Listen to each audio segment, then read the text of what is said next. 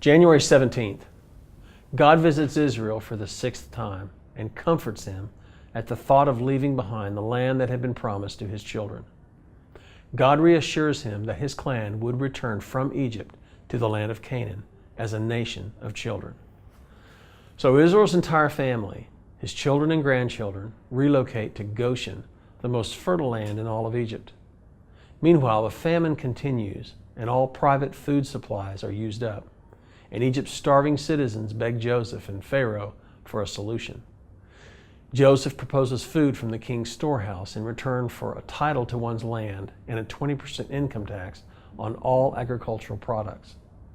Egypt's citizens are ecstatic at the proposal, and as a result, unprecedented power is concentrated in Pharaoh's government.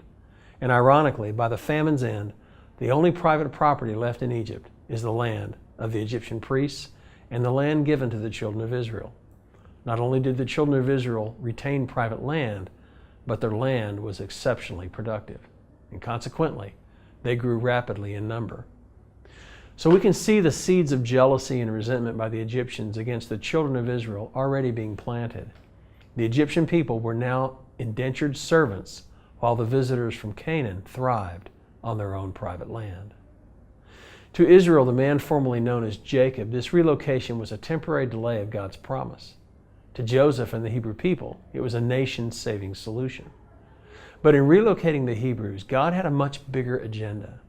He orchestrated the children of Israel's time in Egypt and their slavery. As difficult as it would be, and it would be difficult, God was setting up a confrontation that would display his power to the whole world. Through the Egyptian slavery, he would foreshadow the delivery of mankind's deliverance from the bondage and slavery of sin that would take place some 1,800 years later on a rugged cross just outside the city wall of Jerusalem. As we look around, there are so many challenges on so many fronts. There are big problems everywhere: injustice, hardships, tragedies, and poverty, both financially and spiritually. Sometimes it seems that things are spinning out of control. But from today's reading, we are reminded that we are never to forget who is really in control. God orchestrates events. He is never caught by surprise. Things work according to his sovereign plan. He is orchestrating everything because he is in control. Now here's today's application. Do you feel like things are spinning out of control? When it seems that way, remember that he is asking you to trust him, even when you don't see the bigger picture.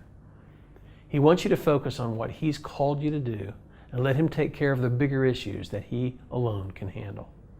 Obey and discern. This is how you play your part in the events that he's orchestrating. Now here's today's prayer.